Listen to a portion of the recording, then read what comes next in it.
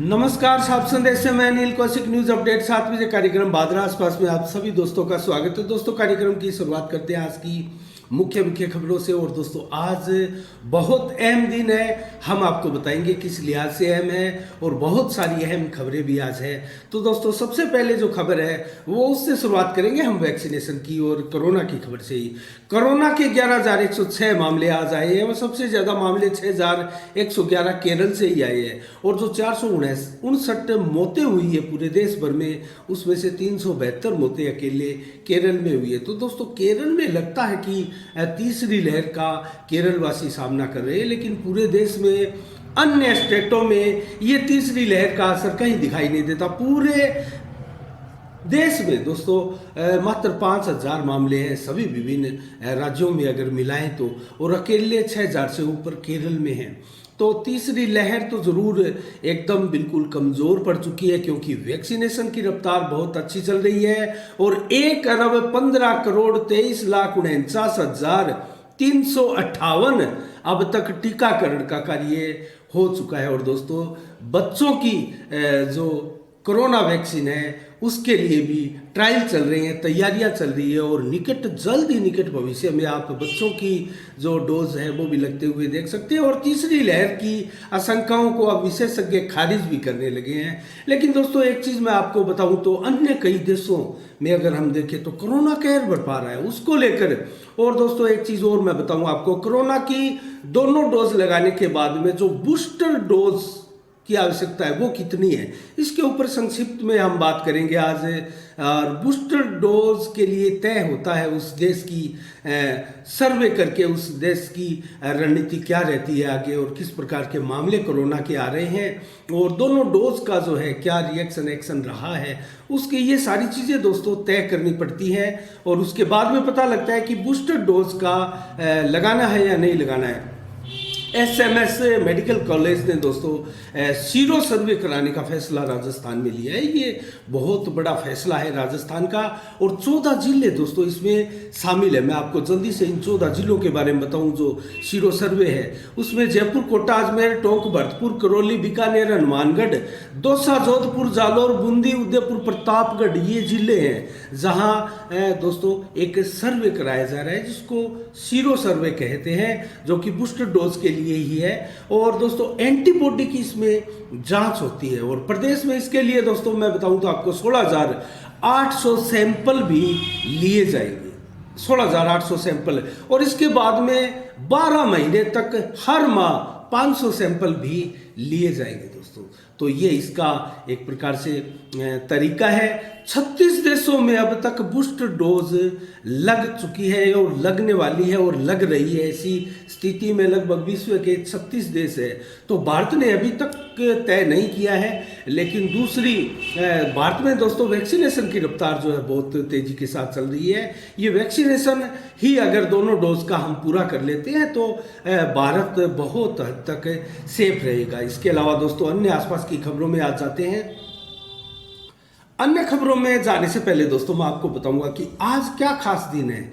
आज गुरु नानक देव का जन्म दिवस है, प्रकाश दिवस है और गुरु पर्व है दोस्तों। ये गुरु पर्व भी इसको कहते हैं, प्रकाश पर्व भी इसको कहते हैं। और गुरु नानक देव की 552वीं जयंती आज धूमधाम से पूरे देश में मनाई जा रही है। 1469 में दोस्तों गुरु नानक देव का जन्म हुआ और सिख धर्म की स्थापना गुरु नानक देव ने ही की थी दोस्तों। इस दिन जो है गुरुद्वारों में कीर्तन व लंगर का आयोजन किया जाता है, पाठ किए जाते हैं, अखंड ज्योत जलाई जाती है, शोभा यात्राएं निकाली जाती है। और बादरा में भी ऐसे कार्यक्रम गुरुद्वारा में सिंधी समाज द्वारा दोस्तों किया जा रहा है, सिख समाज द्वारा किया जा रहा है। और गुरु नानक देव ने जो दोस्तों सीख दी थी, जो ज्ञान की बातें कही थी, उनके ऊपर आज भी सिख संप्रदाय दोस्तों जो है अमल करता है और उनकी अनुसरण भी करता है। एक परमात्मा जो है, परमेश्वर जो है वो एक है, ये चीज गुरु नानक देव ने कही। और हमेशा एक ही ईश्वर की साधना में आप मन लगाए और हर प्राणी में ईश्वर मौजूद है, ये कहना है गुरु नानक देव का। और जो भक्ति करेगा उसको कभी किसी से डर नहीं लग सकता, ये भी कहना है। और मेहनत व ईमानदारी से कमाई हुई कमाई से पेट भरना, ये भी गुरु नानक देव का कहना है। और दोस्तों, ना किसी का बुरा करना, ना किसी का बुरा सोचना, हमेशा खुश रहे, और स्त्री पुरुष में समानता आदि का अनेकों शिक्षाएं गुरु नानक देव से हमें मिलती है। दोस्तों, आज एक और अहम दिन है गुरु नानक देव के प्रकाश पर्व के अलावा, और वो है देव दीपावली।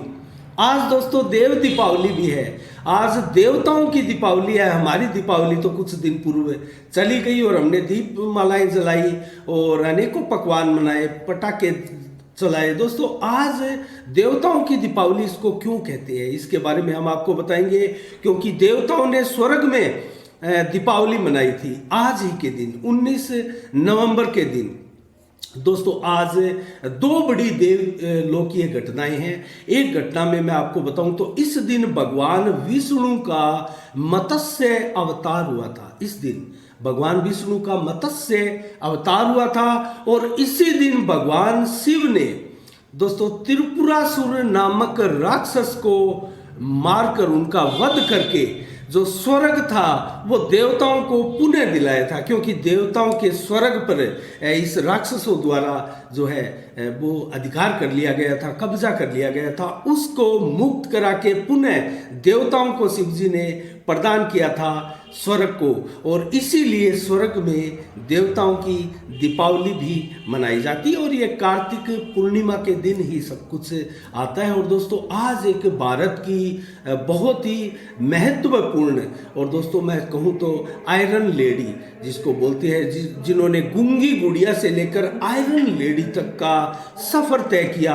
हाँ, आप सही समझे, मैं पूर्व प्रधानमंत्री स्वर्गीय इंदिरा गांधी का जिक्र कर रहा हूँ। दोस्तों, इंदिरा गांधी, तो दोस्तों मैं आपको इंदिरा गांधी स्वर्गीय प्रधानमंत्री हमारी, उनके बारे में आपको बता रहा था। 1966 से 1977 तक प्रधानमंत्री रही इंदिरा गांधी, और 1980 से 1984 तक का भी कार्यकाल प्रधानमंत्री का रहा उनका। और 1984 में 31 अक्टूबर 1984 को उन्हीं के दो अंगरक्षकों ने उनको गोलियां मार दी थी और उनका निधन हो गया था। दोस्तों, उन आयरन लेडी इंदिरा गांधी का आज जन्म दिवस है।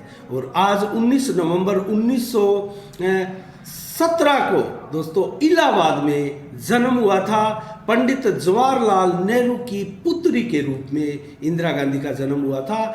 तो ये बहुत खास दिन है दोस्तों। और इस दिन आज मैं अगर चर्चा करूं तो नगर कांग्रेस कमेटी के कार्यालय में और पूर्व प्रधानमंत्री इंदिरा गांधी का जन्म दिवस जो है वो उनके चित्र पर पुष्प अर्पित कर, मालाएं पहनाकर अर्पित कर दोस्तों उनका जन्म दिवस मनाया गया। और इस अवसर पर अनेकों कार्यकर्ता दोस्तों यहाँ उपस्थित रहे। पूर्व पार्षद भंवर खां, विनोद शर्मा, मालचंद राजपुरोहित, वरिष्ठ कांग्रेसी नेता है ये लोग, और सतपाल नेहरा, महबूब भाटी, और इसके अलावा दोस्तों मास्टर शबीर हुसैन और रूपचंद बावनिया, कर्षणा बरोड़, सुशील चचान, इस्पाक अहमद और मौलाना मोहम्मद यूसुफ के अलावा दोस्तों रविंद्र मोटसरा, स्कील गोरी, दीपक शर्मा, सुनील महिपाल, नथु कुरैशी आदि अनेकों कार्यकर्ताएं कांग्रेस कार्यालय में मौजूद रहे। और अनेकों वक्ताओं ने पूर्व स्वर्गीय प्रधानमंत्री इंदिरा गांधी के जीवन पर प्रकाश भी डाला और संबोधित भी किया। और आज दोस्तों एक खास दिन और है, और वो दिन है जो पिछले 1.5-2 वर्षों में भारत में 1.5 साल से 1 साल से दोस्तों एक गतिरोध पूरे देश में बना हुआ था 3 कृषि कानूनों को लेकर, जिसको जो आंदोलनरत किसान है, किसान नेताएं हैं और कांग्रेस सही अनेक विपक्षी दल जो है उनके द्वारा काला कानून बताया जा रहा था। वो तीनों के तीनों कृषि कानून आज प्रधानमंत्री नरेंद्र मोदी द्वारा वापस ले लिए गए हैं। सुबह देश के नाम, राष्ट्र के नाम संबोधन में 9 बजे प्रधानमंत्री नरेंद्र मोदी द्वारा ये तीनों ही कानून वापस लेने की बात कही और दोस्तों इसके साथ इसके ऊपर चर्चाएं छिड़ गई है और क्या है इसके मायने, आज हम समीक्षा करने वाले हैं इसी विषय पर। और दोस्तों ये विषय मैं इस विषय पर जाने से पहले एक भादरा आसपास की खबर और बताऊंगा और फिर संक्षिप्त में आपको जल्दी से अंत कार्यक्रम के अंतिम में मंडी के भाव बताते हैं और मौसम का मिजाज भी बताते हैं। दोस्तों लगातार खो खो स्टेट बालिका प्रतियोगिता भादरा में आयोजित हो रही है और ये 65वीं स्टेट खो खो बालिका की विद्यालय प्रतियोगिता है। दोस्तों इसमें 17 वर्षीय और 19 वर्षीय 2 फॉर्मेट में मैच हुए हैं और इसके लिए 6 ग्राउंड बनाए थे खेल मैदान में। दोस्तों इसके बारे में विस्तार से हमने पूर्व में आपको बताया था। इसके फाइनल में दोस्तों हनुमानगढ़ बनाम सीकर पहुंची है और लगभग 70 से अधिक टीम में भाग लिया था टीमों ने दोस्तों, दोनों ही फॉर्मेट के। और हनुमानगढ़ सीकर 17 वर्षीय और हनुमानगढ़ सीकर 19 वर्षीय दोनों ही फॉर्मेट में ये टीमें फाइनल में माफ कीजिएगा पहुंची है। और आज जो एक फाइनल हुआ है और वो फाइनल हुआ है दोस्तों 17 वर्षीय का, और 17 वर्षीय में सीकर को करारी मात देते हुए गत विजेता हनुमानगढ़ ने एक बार फिर से ताज छीन लिया है, अर्थात अपने कब्जे में ही रखा है और सीकर को 14-9 से हराया। 9 पॉइंट के मुकाबले 14 पॉइंटों से सीकर को मात दी हनुमानगढ़ ने और हनुमानगढ़ की टीम एक बार फिर लगातार स्टेट प्रतियोगिताओं में विजेता रहने का कारनामा किया। और दोस्तों मैं आपको बताऊं तो गत विजेता 17 वर्षीय में नहीं हनुमानगढ़ 19 वर्षीय में भी थी और इस वर्ष भी 19 वर्षीय में हनुमानगढ़ सीकर के साथ 19 वर्षीय में भी फाइनल में है। देखते हैं कल जो सुबह 9 बजे फाइनल होगा 19 वर्षीय का, उसका परिणाम क्या रहता है। तो सीकर की टीम के ऊपर निश्चित रूप से दबाव रहेगा क्योंकि हनुमानगढ़ गत विजेता भी है और हनुमानगढ़ की टीम मजबूत और सशक्त भी है दोस्तों। और आज एक फॉर्मेट में सीकर को हनुमानगढ़ ने मात देकर भी इसका फैसला कर दिया है। तो कुल मिला के अन्य खबरों के बारे में अब हम बात करेंगे। तो आज काशीराम गोदारा जो कि दोस्तों रसायन व उर्वरक मंत्रालय के नवनियुक्त स्वतंत्र निर्देशक के पद पर उनकी नियुक्ति की गई थी और इस नियुक्ति पश्चात प्रथम बार भादरा आगमन पर आज उनका जो है अमरदीप पब्लिक स्कूल कैंपस में शानदार स्वागत किया गया और इस अवसर पर काशीराम ने सभी सम्मान करने वाले कार्यकर्ताओं का आभार व्यक्त किया और भाजयुमो के अनेकों कार्यकर्ता और अन्य गणमान्य जन इस अवसर पर उपस्थित हुए। माला पहनाकर साफा पहनाकर काशीराम गोदारा का भादरा में शानदार स्वागत किया गया। तो अब दोस्तों समीक्षा में आते हैं कि प्रधानमंत्री नरेंद्र मोदी द्वारा जिस प्रकार से तीनों कृषि कानून वापस लेने की आज घोषणा की है, जो कि कानून संसद में दोस्तों विधेयक पास करके मनाए गए थे और वो उनकी प्रक्रिया प्रारंभ हो जाएगी आगामी जो बजट सत्र अर्थात ये सत्र चलेगा आगामी संसद का, उस संसद के सत्र में दोस्तों इस कानून को वापस लेने की प्रक्रियाएं प्रारंभ होगी। उस दौरान क्या रहता है और क्या नेताओं के संबोधन आते हैं, किस प्रकार का गतिरोध होता है या किस प्रकार का स्वागत किया जाता है या क्या इसमें बातें होती है, इसके ऊपर हमारी नजरें भी बनी रहेगी। हम उसके ऊपर भी ध्यान रखेंगे ये कब होगा और किस प्रकार से कानून वापस लिए जाएंगे। लेकिन आज दोस्तों इसकी तरह तरह की चर्चाएं विपक्षी पार्टियों द्वारा भी की जा रही है और इसके मायने क्या है इसके ऊपर भी हम करेंगे। तो आज दोस्तों इसी विषय को लेकर हमारे भादरा के विधायक बलवान पुनिया के निवास स्थान मलखेड़ा में एक प्रेस कॉन्फ्रेंस भी आयोजित की गई, क्योंकि बलवान पुनिया द्वारा बार बार दोस्तों ये तीनों कृषि कानून, ये काले कानून वापस लेने पड़ेंगे और दोस्तों इसके ऊपर जोर देते रहे हैं पूर्व भाजपा जो कामरेड विधायक है बलवान पुनिया। और दोस्तों आज एक प्रकार से किसानों की जीत हुई है, विधायक बलवान पुनिया भी एक प्रकार से जीत का जश्न मना सकते हैं, उनके भतीजे की आज शादी भी है। तो कुल मिला के इसके मायने क्या है दोस्तों, इसके ऊपर हम चर्चा करने वाले हैं। क्या प्रधानमंत्री नरेंद्र मोदी की केंद्र सरकार जो आगामी अगले वर्ष 5 राज्यों के चुनाव होने जा रहे हैं विधानसभाओं के, उसको लेकर, उसके परिणामों को लेकर, उसकी कैंपेन को लेकर और उसमें जो चल रही वर्तमान की प्रतिक्रियाओं को लेकर क्या दोस्तों डर गई और इसके चलते जो है ये कृषि कानून वापस लिए गए हैं। क्योंकि अगले साल इन 5 विधानसभाओं के चुनाव होने हैं, उससे अगले साल राजस्थान, मध्य प्रदेश सहित फिर कई बड़े स्टेटों के चुनाव होने हैं, और उससे अगले साल अर्थात 2024 को लोकसभा के चुनाव होने वाले हैं।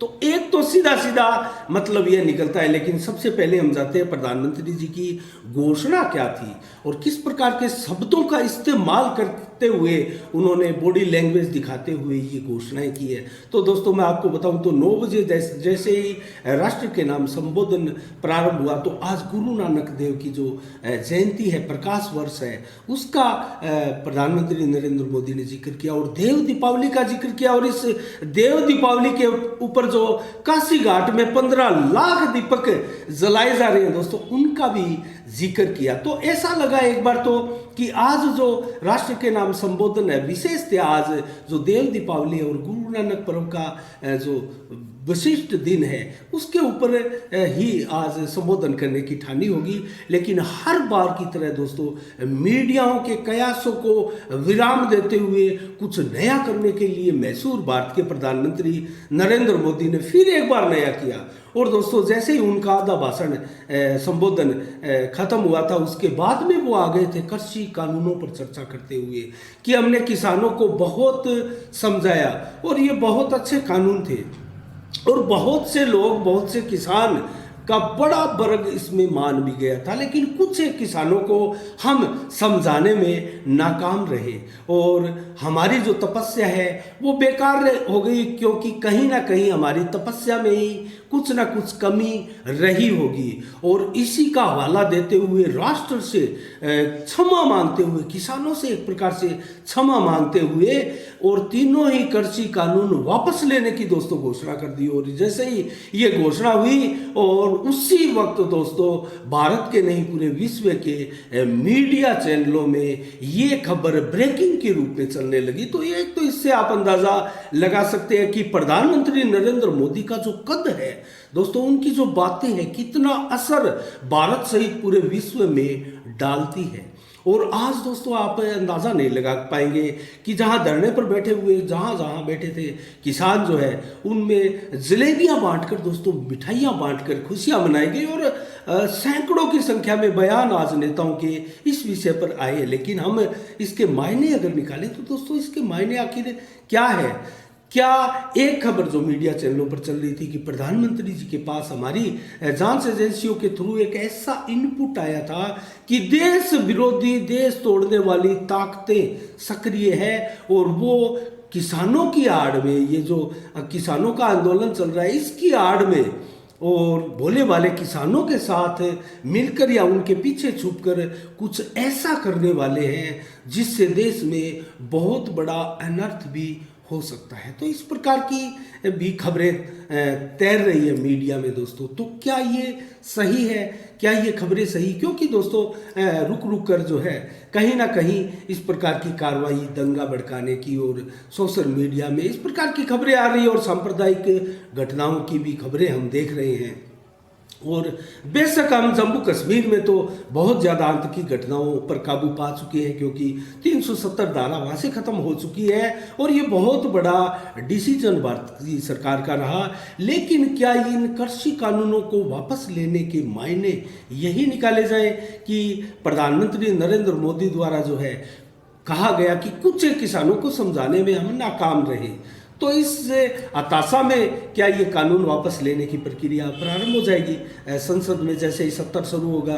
या फिर दोस्तों 5 जिन राज्यों के चुनाव है, जैसा कि कांग्रेस आरोप लगा रही है कि ये बहुत देर से लिया गया सही निर्णय है, तो क्या ये सही है? क्या 5 राज्यों के चुनावों के परिणामों से डर गई भाजपा और इसी को लेकर एक ये बहुत ही बड़ा मास्टर स्ट्रोक खेल दिया प्रधानमंत्री नरेंद्र मोदी ने? दोस्तों जैसे बयान आ रहे हैं उससे तिलमिलाट भी आपको उन बयानों में दिखाई दे रही है, क्योंकि उनको लगने लगा है कि कहीं ना कहीं प्रधानमंत्री नरेंद्र मोदी का ये मास्टर स्ट्रोक उनको 500 राज्यों में बम्पर जीत ना दिला दे। तो दोस्तों ये भी कहीं ना कहीं डर अब विपक्ष को भी सताने लगा होगा। आपको ये भी मानना चाहिए और भूलना नहीं चाहिए, क्योंकि ये भी हो सकता है। और जिस प्रकार से भाजपा की कैंपेन देश में लगातार चल रही है और जिस प्रकार से सोशल मीडिया पे भाजपा की कैंपेन को बल मिल रहा है और समर्थन मिल रहा है, अपार जन शक्ति मिल रही है दोस्तों, इससे तो अंदाजा यही लगाया जा रहा है। और फिर अगले साल जो है राजस्थान के भी 2 साल बाद में चुनाव होने हैं, मध्य प्रदेश के भी चुनाव होने हैं और 2024 में दोस्तों लोकसभा के आम चुनाव भी होने वाले हैं। और क्या इन सभी चुनावों की प्रतिक्रियाओं को देखते हुए, विशेषज्ञों की राय लेते हुए और बहुत मंथन के पश्चात प्रधानमंत्री नरेंद्र मोदी का ये कदम शायद आज हम देख रहे हैं। और दोस्तों मैं तो यही कहूँगा और अंत में हम समीक्षा को विराम देते हुए इतना ही कहेंगे कि जैसे भी हो किसानों के हित में अगर ये है तो ये बहुत अच्छा कदम है, क्योंकि जैसा कि प्रधानमंत्री नरेंद्र मोदी ने इसके बाद में बुंदेलखंड में दोस्तों हजारों करोड़ की योजनाओं का जो है शुभारंभ किया और इस प्रकार से बयान देते हुए यूपी चुनाव में 3 दिन अगले रहने वाले हैं और वहाँ अनेकों योजनाओं का एक प्रकार से पिटारा खोलने वाले हैं। तो इन सारी चीज़ों को देखते हुए शायद संभवतः ये डिसीजन लिया होगा कि इस गतिरोध में दोस्तों एक चीज़ मैं आपको कहूँ तो पंजाब में विशेषकर भाजपा के कई नेताओं को घुसने नहीं दिया जा रहा था, मीटिंगें नहीं करनी दी जा रही थी। तो इससे ये सारी इनपुटें प्रधानमंत्री नरेंद्र मोदी के पास संभवतः मिल रही होगी और इन्होंने ऑल ओवर जो है मंथन करते हुए, विशेषज्ञों की राय लेते हुए डिसीजन यही निकाला कि तीनों कृषि कानूनों को वापस ले लिया जाए और पूरा का पूरा फोकस जो है वो चुनावों पर किया जाए और येन कैन पर कैन इन चुनावों को जीता जाए। तो आज की हमारी समीक्षा इतनी ही दोस्तों। और जैसे भी हो किसानों के हित में है तो ये बहुत अच्छा है और देश में जो लंबे समय से दोस्तों दिल्ली को घेर कर रखा गया था और आम लोगों को इससे भारी परेशानी हो रही थी, उससे निजात मिले। अब अगर कहीं सड़कों पर किसान मोर्चा जमाकर ठहरते हैं तो ये फिर राजनीति अलग टाइप की हमें लगती है, क्योंकि इसके पीछे फिर मंशा अलग ही दिखाई देगी। क्योंकि दोस्तों प्रधानमंत्री जैसा मजबूत सशक्त देश का नेतृत्व करने वाला व्यक्ति, सर्वोच्च व्यक्ति जब इतना बड़ा राष्ट्र के नाम संबोधन दे देता है तो उसके बाद में कोई संयंस किसी प्रकार का नहीं रहता और आज तक नहीं रहा तो अब क्यों रहेगा। अगर अब रहता है और किसी प्रकार से अभी भी जो है कई किसान जो है तथाकथित किसान जो है, क्योंकि किसान जो होंगे वो दोस्तों अपने अपने खेतों की ओर चले जाएंगे, क्योंकि ये बहुत बड़ा डिसीजन है और इसी के ऊपर काले कानून बताते हुए विरोध जताया गया था और वो गतिरोध अब समाप्त हो चुका है। तो देखते हैं आने वाले समय में क्या होता है और इस आंदोलन को तत्काल वापस लिया जाता है या देरी के साथ लिया जाता है या फिर इसके अंदर क्या मोड़ आते हैं। दोस्तों इसमें अब जो है फ्रंट फुट पर मुझे लगता है भाजपा एक बार फिर से आ गई है, क्योंकि अपनी गलती स्वीकार करना दोस्तों ये कोई छोटा कदम नहीं है और ये किसी छोटे व्यक्ति का काम भी नहीं होता दोस्तों, क्योंकि अपनी गलती स्वीकार करने वाला हमेशा इस देश में, भारत के देश में, इस सनातनियों के देश में महान माना जाता है। और आज निश्चित रूप से हमारे प्रधानमंत्री नरेंद्र मोदी द्वारा एक महानता का कदम उठाया गया है और अपनी गलती को स्वीकार किया गया है। ये गलती उन्होंने ये भी कहा कि बहुत से किसान इससे समझ भी गए थे लेकिन कुछ से को नहीं समझा पाए, लेकिन उसके बावजूद भी उन्होंने गलती मानी, क्योंकि गतिरोध अभी भी बना हुआ है, चाहे वो भीड़ धरने प्रदर्शनों पर कितनी ही हो, क्योंकि करोड़ों के देश में दोस्तों हजारों ही लोग संभवतः धरने पर बैठते हैं, लाखों करोड़ नहीं बैठते। और लाखों की संख्या में जो धरने पर प्रदर्शन करने में जो सड़कों पर लोग उतरते हैं, ये परिपाटी हमारे पड़ोसी देश पाकिस्तान में रही है, जहां बार बार तख्ता पलट सरकारों का होता है। तो दोस्तों आज की समीक्षा में इतना ही हम विराम देते हैं। समीक्षा आपको कैसी लगी ये हमें आप ज़रूर कमेंट बॉक्स में बताइएगा और जल्दी से हम मंडी के भाव आपको बता देते हैं, मौसम का मिजाज भी जल्दी से बता देते हैं। नोट से शुरुआत करते हैं दोस्तों मंडी के भाव की। सरसों आज 7425 रुपये, ग्वार 6020 रुपये, चना 4952 रुपये, मूंग 6200 रुपये और मोठ दोस्तों 6350 ₹85, जबकि मेथी 7,250 रुपये प्रति क्विंटल, और दोस्तों अरंड 6,110 रुपये प्रति क्विंटल, गेहूँ 2,000 प्रति क्विंटल, और जौ जो है 2,264 रुपये प्रति क्विंटल के हिसाब से बिकाई है। जौ की कीमत जो है ज़्यादा हम देख रहे हैं, और बाजरा 1,750 प्रति क्विंटल बिका है। दोस्तों संग्रिया में नरमा 8440 रुपये प्रति क्विंटल बिका है। आदमपुर में नरमा जो है 8384 रुपये प्रति क्विंटल, और नया गुआर दोस्तों 6050, और पुराना गुआर 6075 रुपये प्रति क्विंटल बिका है। और सरसा में नरमा 8384 रुपये प्रति क्विंटल बिका है। एलनाबाद में नरमा 8325, और फतेहाबाद में नरमा 8321, जबकि कपास बिका है 7170, और बरवाला में दोस्तों नरमा बिका है 8049, और बाजरा बिका है 1729, सरसों बिकी है 7870 रुपये प्रति क्विंटल। तो ये रहे मंडी के भाव। अब जल्द से जल्द मौसम का मिजाज आपको हम बताएं तो आज 19 नवंबर दोस्तों 24 से 26 डिग्री का टेम्परेचर, दिन में रहा 4 से 11 किलोमीटर की रफ्तार से हवाएं चली, मात्र 1% बादल छाए रहे, दिन भर मौसम साफ था। रात्रि को भी 20 से 23 डिग्री टेम्परेचर रहेगा, 4 से 7 किलोमीटर की रफ्तार से हवाएं चलेगी, बादल बिल्कुल नहीं होंगे, मौसम बिल्कुल आज रात्रि को साफ रहने वाला है। कल 20 नवंबर को कैसा रहेगा मौसम, इसके बारे में बताएं तो 15 से 23 डिग्री टेम्परेचर 12 बजे तक, और 25 से 27 डिग्री शाम तक, और शाम ढलते ढलते 20 से 24 डिग्री टेम्परेचर रहने वाला है, और 4 से 7 और 11 किलोमीटर की रफ्तार से हवाएं चलने वाली है। जबकि सुबह दोस्तों मात्र 1% बादल छाए रहेंगे, उसके बाद में 17 और फिर शाम को 6% बादल छाएंगे, अर्थात मौसम कल भी दिन भर साफ रहने वाला है। और रात्रि को दोस्तों 16 से 19 डिग्री टेम्परेचर रहेगा, अर्थात ठंड में बढ़ोतरी हो रही है दोस्तों। 20 डिग्री से नीचे रात्रि का टेम्परेचर जो है वो आने लगा है। 7 से 11 किलोमीटर की रफ्तार से हवाएं चलेगी, बादल 1% रहेंगे, मौसम बिल्कुल साफ रहेगा, बारिश की संभावना हमारे क्षेत्र में इलाके में नहीं है। तो दोस्तों आज के शाम के 7 बजे के कार्यक्रम में इतना ही। कल ठीक शाम 7 बजे फिर आपसे रूबरू होंगे नई खबरों के साथ, नई समीक्षा के साथ। तब तक के लिए मुझे दीजिएगा इजाज़त। आप अपना बहुत बहुत ख्याल रखिएगा। साफ संदेश से मैं अनिल कौशिक, नमस्कार, जय भारत, जय जय राजस्थान।